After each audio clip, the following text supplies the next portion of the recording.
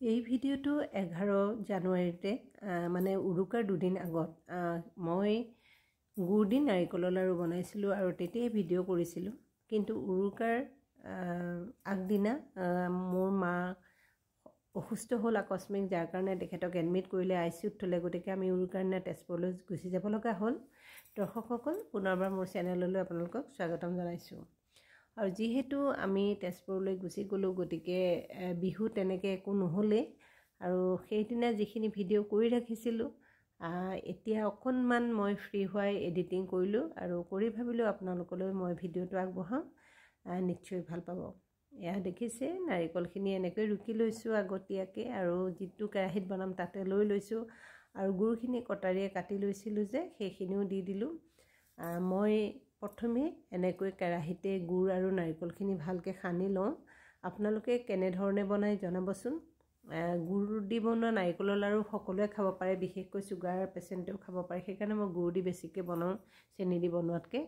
এয়া মই হাতৰে গোটেইখিনি ভালকৈ সানি লৈছোঁ আৰু অলপ সময় থৈ দিম এনেকৈ সানি। তেতিয়া গুড়খিনি ধুনীয়াকৈ গলি যাব আগতীয়াকৈ। বহুতে সুধি আছিলে মাৰ কি হৈছে বুলি। একচুৱেলি মাৰ অলপ উশাহ লোৱাত কষ্ট হৈছিলে আৰু অক্সিজেন লেভেলটো কমি গৈছিলে, যাৰ কাৰণে তেখেতক ICUত থ'ব লগা হৈছিলে। আৰু বৰ্তমান ICUৰ পৰা উলিয়ালে যদিও সম্পূৰ্ণৰূপে সুস্থ হোৱা নাই। এতিয়াও তেখেত হস্পিটেলত এডমিট হৈয়ে আছে। সোনকালে সুস্থ হওক, তাকেই ভগৱানৰ ওচৰত প্ৰাৰ্থনা জনাইছোঁ। আপোনালোকেও আশীৰ্বাদ কৰিব। আৰু এয়া দেখিছে আপোনালোকে, নাৰিকলখিনি এনেকৈ অলপ সময় কম জুইতে ভাজি আছোঁ আৰু অলপ ইলাচি এনেকৈ দি দিছোঁ, গোন্ধটো ভাল হ'বৰ কাৰণে ইলাচি পাউডাৰ। আপোনালোকে নিদিলেও কথা নাই, মই ভাল লাগে কাৰণে দি দিছোঁ। আৰু কম জুইতে এনেকৈ ভাজি থাকিব লাগিব, সেইখিনিতো আপোনালোকে জানেই। মই বনোৱা ধৰণটোৰ উপৰিও আপোনালোকে কি ধৰণে বনায় কমেণ্ট কৰি জনাব দেই, মোৰ জানিবলৈ খুবেই ইচ্ছা আছে। আৰু গুড় দি বনোৱা নাৰিকলৰ লাড়ু খাই কোনে কোনে ভাল পায় সেইটো কমেণ্ট কৰি জনাব। আৰু এয়া মোৰ ভজা প্ৰায় হৈছে, এতিয়া অকণমান হাতেৰে মই চাই ল'ম। ৰ'ব, এতিয়া এয়া এনেকৈ চালোঁ, যেতিয়া এয়া আঠা লাগি ধৰিব মানে ভজা হৈ গৈছে। আৰু এতিয়া মই গেছটো অফ কৰি দিলোঁ। আৰু এতিয়া মই অলপমান ঠাণ্ডা হোৱাৰ পিছত লাড়ুকেইটা বনাই ল'ম। আৰু আপোনালোকক কওঁ যে মোৰ বিশেষ একো নহ'ল।